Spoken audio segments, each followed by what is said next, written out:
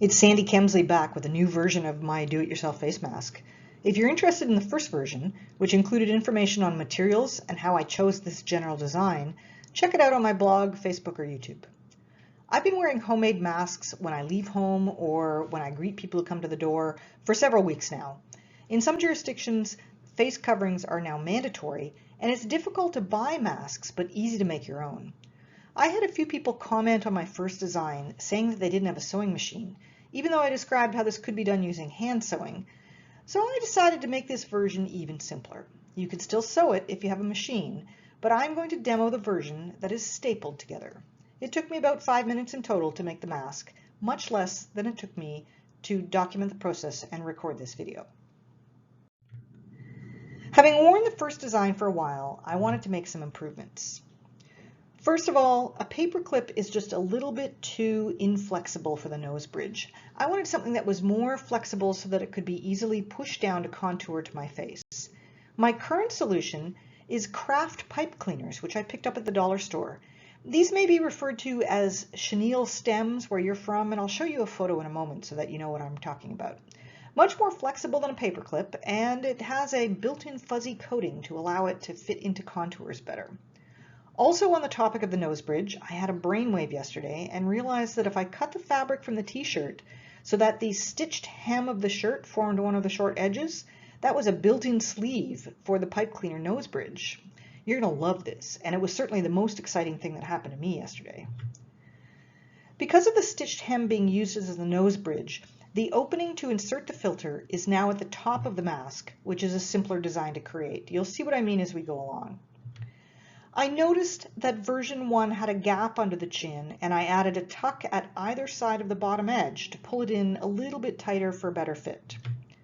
And lastly, although I made a couple of these with the sewing machine yesterday, the one I'm about to show you is a no-sew version that you can put together with a stapler. Let's get started with the materials, cutting out the fabric, and installing the nose clip. Here's everything that you need. You need a t-shirt, a pipe cleaner, that's the pink sparkly thing on top of the t-shirt, since I could only find the sparkling ones. 2 conference lanyards with the hardware cut off the ends, and then each of them is going to get cut in half. Scissors, measuring tape or ruler, and a stapler. Now, as it turns out, a women's medium t-shirt is the perfect size to provide fabric for 4 masks. The fabric pattern is the same as the previous version, although 1 centimeter less in length because there's no longer an overlap on the inside. So I needed a piece of fabric that's 20 centimeters wide and 36 centimeters long. The important part is that one of the 20 centimeter edges must be along the bottom hem of the t-shirt because we're going to use this as a pre-made sleeve for the nose bridge. I cut out the side seams of the shirt, I squared it off, and I cut it up the middle. And that gave me 4 equal size pieces, each suitable for 1 mask. Note the hemmed edge at the bottom of each one. Because this is a double knit t-shirt material, you don't need to hem the edges because it doesn't ravel very much. The hemmed edges might curl a little bit after washing, but you can usually just flatten them out manually before wearing them. Now next, I took that standard 30 centimeter long Craft pipe cleaner and I folded it in half and then creased it really well at the fold. The fabric is 20 centimeters wide, and the folded 15 centimeter pipe cleaner is obviously a little bit shorter. You can trim the pipe cleaner even more if you want, but I don't find that the length is the problem because it's so flexible and I can just flex it over the contours as needed. Now this is the exciting part. You're going to take the folded end of the pipe cleaner and start feeding it into the old t-shirt hem at one end of the fabric, which forms a little tunnel. Just shimmy it along into the hem until it's about centered in the hem fabric. If you haven't done this sort of thing before, note that it's sometimes easier to hold the pipe cleaner outside the hem and pull the fabric over it so that the fabric bunches up, then grab the end of the pipe cleaner that's inside the hem and pull the fabric down along the rest of it to straighten it out. So now instead of that fussy procedure that I had in the last version for sewing a straightened paper clip into the fabric, it's taking you about 10 seconds to thread a doubled over pipe cleaner into a pre-existing hem in the fabric. The result is a much more flexible nose bridge than what we had with the paper clip. I've shown it here, shaped approximately as it will be when it's worn, but each person wearing a mask can just press it into place when they put the mask on. Now we're ready for assembling the rest of the mask. This is the inside view with the nose bridge at the top and the fabric folded up in half so that the other short end meets the top. This will be the opening at the top for the filter material, and the fact that it's going to be pressed over your nose when you're wearing it will hold the filter opening shut.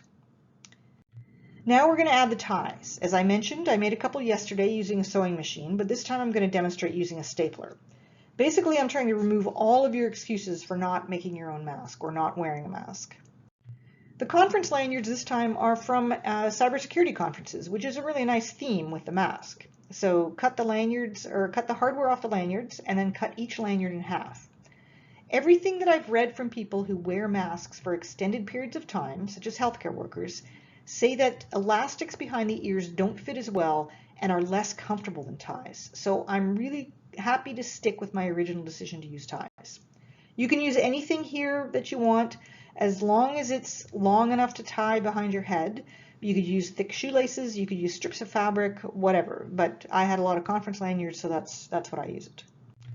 So grab that stapler, put one of the top ties in between the two fabric layers at the top edge of the mask, and staple it into place.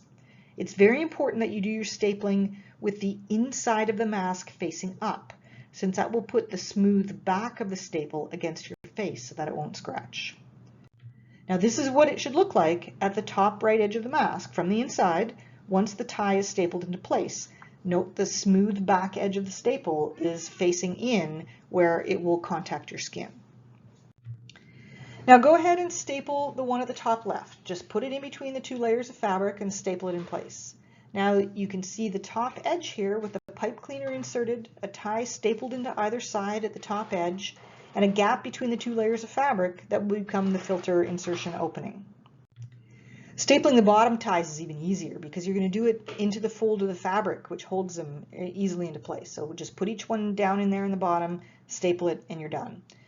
This is now the inside view of the mask. We have the blue ties at the top and the black ones at the bottom, and I think so far this has taken me about 2 minutes. Now the next part is we're going to put tucks along each side so that the mask is gathered in and fits close to your face. My first version of this used elastic here. That was really a pain. And then I moved to tucks, which works much better. And best of all, tucks are super easy to staple in place, so it's great for this no-sew version. Now just as in version 1, we want the side that's now 18 centimeters long to be reduced to about 10 centimeters. I just eyeballed 2 tucks near the middle of the mask. And keep in mind here that we're looking at the inside of the mask, and this works best if you fold the tucks in the way that I've shown here so that the fabric sort of poofs out in front of your nose and mouth a bit. So 2 staples and your tucks are done. Again, this is the inside view of the mask. On the left side, you have a staple at the top and bottom holding in the ties, and then the 2 staples in the middle for the 2 tucks. The total length of this side is now about 10 centimeters. Do the same with the 2 tucks on the right side, and this is what the inside of the mask looks like. When you put it on, the fabric will push outward over your nose and mouth a little bit. Turn it over, and this is what it looks like from the outside. We're almost done. Not quite, but almost done. That nice professionally hemmed edge at the top, which was the bottom edge of your t-shirt, looks pretty nice. And the sharper bits of the staples are on this side, so just watch your fingers as you put it on or off, but they're not going to be up against your face. Now if you look at it from the top edge, you'll see the opening where you can insert another layer of filter material, but we'll get back to that. We're going to finish with the addition of the tucks on the bottom edge of the mask so that it fits closer to your chin, and this is new from the previous version. This is a bit hard to see, but I'll show you a couple of different views of this. This is the inside view of the mask at the bottom left edge. So on the left, you can see the black tie extending out where it was stapled into the fold. And then just to the right of the tie, along the bottom edge, I've made a small tuck, about a finger width, along there and stapled it into place. If you turn the mask over, this is what that same corner looks like from the outside. You can see the tuck on the bottom edge that's been stapled into place just inside where the tie is stapled into the corner. And that just pulls it in a little bit more snugly underneath the chin. Now you do the same on the bottom right edge, just beside the tie, and you're done. Turn it over, and this is what it looks like. So you have the top edge. This is the original hem of the t-shirt with a doubled pipe cleaner inside of it. The blue ties are stapled into the top corners. Oddly, it looks like one of them is coming out of the middle of the left side on the left side of the picture, but it's just folded underneath. The black ties are stapled into the bottom corners. There are two largish tucks on each of the left and right side that reduces the length of those sides from 18 centimeters down to 10 centimeters. And then there are two small tucks on the bottom edge, one at each side just beside where the ties are stapled in place, so right at the extreme left and right edge of the bottom edge. So we're all done. We're just going to insert the filter and then try it on. This is the top edge of the mask with the inside facing up. Just open it up like a pouch and then insert your filter material of choice. I'm just showing it with a tissue here, but you can use a paper coffee filter, a piece of an unscented Swiffer cloth, a variety of other materials that provide an additional layer of filtering. If you turn it over and get ready to put it on, this is what you see. The filter's been inserted and the inside part of the fabric is just going to flap closed over it. You don't need to hold it closed. It's going to be up against your face, it's going to be against your nose right there, and that's going to hold it into place. So just fold the inside fabric up into place so that it ends just below the outside layer and it's ready to wear. The top ties are going to go around your head, above the ears or a little bit higher, whatever's comfortable. Don't tie them too tightly. First of all, that'll be uncomfortable, and secondly, it'll start to pull on the pipe cleaner and straighten it out because the pipe cleaner is really quite flexible. So then once you get the ties in place, push the pipe cleaner around your nose and around the upper side of your cheeks so that it conforms to your face. And now for the demo. Seriously, you can make one of these in 5 minutes with things that you probably already have in your desk, with the possible exception of the pipe cleaners. If you have kids that do crafts, there are probably some pipe cleaners in one of their craft boxes, so take a look there, or as I said, I got them at the dollar store. I'll show you a couple views so you can see the improved design. Here's the usual front view. Fits well over the nose and cheeks with the pipe cleaner, just pressed down into place. And it's comfy. It's a well-worn cotton t-shirt, so it actually feels quite comfortable to wear. If you look from under the chin, you can just see the small tucks at either side. And notice that the mask doesn't have a big gap under the chin like the previous version does. It actually fits fairly snugly under the chin. And from the side, you can see the staples, but they look okay. I do notice that the upper tie probably needs a second staple to hold it into place, or maybe it needs to be angled up slightly rather than having it come straight out of the side of the mask. So a few tips about wearing. This is repeated from my earlier version, but still valid. Always put a clean mask on with clean hands. Try not to adjust the mask once your hands may no longer be clean. So in general, put the mask on before you leave home and take it off when you come back. Since the outside of the mask may have picked up something, be sure to wash your hands after you take it off. If you have to take it off while you're outside to, have a drink or whatever, wipe your nose, whatever, you can untie the top tie, let the mask hang down over your chest while it's still tied around your neck, then wash your hands or use hand sanitizer before you touch your face. And then to put the mask back on, you just grab the ties and pull it back up. You don't have to touch your face again with the mask. You're just going to pull it right back up and tie it behind your head again. There are a few different ways to clean the mask. If it's not dirty but may have contacted the virus, you can just leave it for 24 hours. I'm basing that on recommendations on the time that it takes for the virus to deteriorate on a porous material such as cardboard, and fabric should be similar.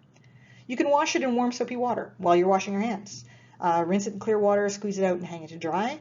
You can put it in the washing machine, but the staples and the pipe cleaner might not survive all that well in an agitation cycle. You can also do the equivalent of a medical autoclave and just steam it over boiling water for 10 minutes. Obviously, do not put it in the microwave because of the metal in the pipe cleaner. So that's it for my do-it-yourself mask version 2.0, made from a t-shirt, 2 conference lanyards, a pipe cleaner, and assembled using a stapler. If you're interested in business process automation and how our world of work is changing in these changing times, then check out some of my other work online.